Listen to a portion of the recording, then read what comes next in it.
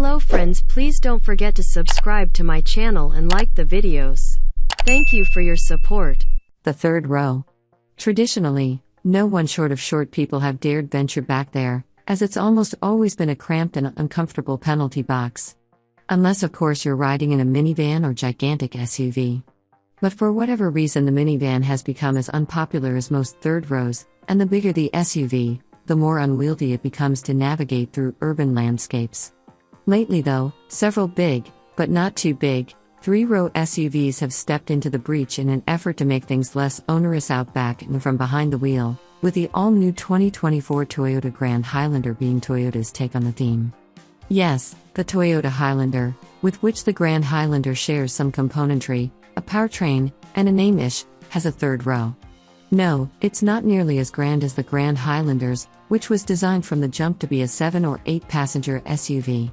It has roughly a 4-inch longer wheelbase and is roughly 4 inches longer overall than the biggest Highlander, and it's some 2 inches taller and wider, as well. What that means for the wayback passengers especially is more space for heads, hips, knees, legs, shoulders, name the room, there's more of it in the Grand Highlander. And, you guessed it, there's more cargo room as well. During its show and tell presentation to the media, Toyota highlighted an image with 7 suitcases shoehorned behind the Grand Highlander's third row. They made it work thanks to the SUV's 20.6 cubic feet of space. There are also 57.9 cubes behind the second and an impressive 97.5 cubic feet behind the first row. The seats also neatly fold flat for easier cargo loading. That's some 10 additional cubic feet than the Kia Telluride and almost 13 more than the Jeep Grand Cherokee L, two of the Grand Highlander's stated competitors. As for what it's actually like back there, we easily hiked our way in after a quick flip forward of the second row captain's seat. Top-tier Platinums have heated and ventilated second row seats. While the bottom and back supports aren't super comfy, they aren't board-like, either. Headroom for this 6-footer was more than acceptable, as was legroom with the second row moved up just a smidge.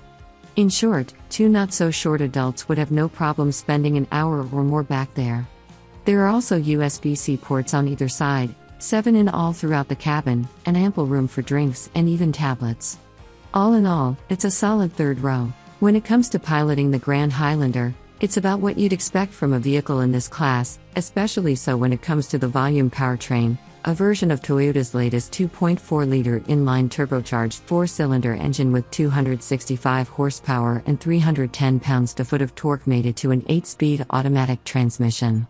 Toyota claims a 0-60 mph time of 7.5 seconds, which seemed reasonable from our time behind the wheel traversing up, down, and around in one equipped with the Turbo 4 on Hawaii's Big Island. We weren't overwhelmed or underwhelmed, call us whelmed. In our recent big test of 7 contenders in the segment, that time would put the Grand Highlander as second slowest, but we're sure it'll be just fine for most of the 75% or so customer mix that Toyota says will opt for this powertrain. In any event, it should offer enough oomph to get by with 7 or 8 passengers and or lots of gear in tow. Speaking of towing, the gas model can haul up to 5,000 pounds. The all-wheel drive version with a dynamic torque control feature, available with front drive as well, is estimated at 20/26/22 city/highway/combined mpg, a decent number for a vehicle that weighs more than 4,500 pounds. If you want a more grandiose mpg rating, there's always the entry hybrid version, which we didn't get a chance to drive. It comes equipped with a version of Toyota's familiar gas-electric powertrain with a 2.5-liter Atkinson Cycle 4 and continuously variable transmission, and a choice of either front drive or on-demand all-wheel drive. It's roughly the same version found under the hood of the Highlander Hybrid, with close to the same total system horsepower, 245 horsepower, and torque, 177 pounds-to-foot. While we're super impressed with its estimated mileage numbers, 36 city/32 highway/34 combined, for such a big vehicle, we do wonder how well it would perform when fully laden. The powertrain you won't need to wonder if it's powerful enough or not is the 2024 Grand Highlander's Hybrid Max option, a highly boosted, hybridized version of the 2.4-liter turbo paired with a 6-speed automatic and full-time electronic all-wheel drive similar in scope to the setups found in the Toyota Crown and Lexus RX 500h. The powertrain also utilizes a front-mounted electric motor, a rear-mounted e-axle motor that helps drive the rear wheels, and a 288-volt nickel-metal hydride battery to aid in boosting its total system power, which is rated at a healthy 362 horsepower and 332 pounds-to-foot of torque. In addition, the AWD setup can instantly meter the power from a 70-30% front/rear split to as much as 20-80 split depending on the driving situation. As is the case with the gas model, Hybrid Max-equipped Grand Highlanders can also tow as much as 5,000 pounds, the base hybrid lugs 3,500 all in. During our time in a high-end, Hybrid Max-powered Grand Highlander Platinum, the XLE is the base trim level and Limited is the middle child. We found the powertrain to be potent motivation for a roughly 4,900-pound SUV. Toyota claims a 0-60 mph time of 6.3 seconds for Hybrid Max versions, and we felt nothing to dispute that. As for how grand the Grand Highlander drives in general, we didn't get a chance to do any volcanic rock off-roading or even take it on any challenging asphalt, as the Big Island's tarmac is mostly smooth stuff. But what we could discern is the Grand Highlander's steering feel is relatively direct and surprisingly good for a vehicle of its size. Same goes for the brakes, which are slightly bigger in the Hybrid Max models. Pedal feel is firm and direct from the outset, and there's no mushiness as you press down. At speed, the cabin is well isolated and does a solid job keeping out the outside world while welcoming an immediate engine note when you mash the accelerator. All models regardless of powertrain are equipped with the obligatory Sport, Eco, and Normal drive modes. Sport mode actually holds a gear longer, and some models come with paddles to shift if you're feeling frisky. The gas and Hybrid Max models also come with a multi-terrain select setup with 3 modes: mud and sand, rock and dirt, snow.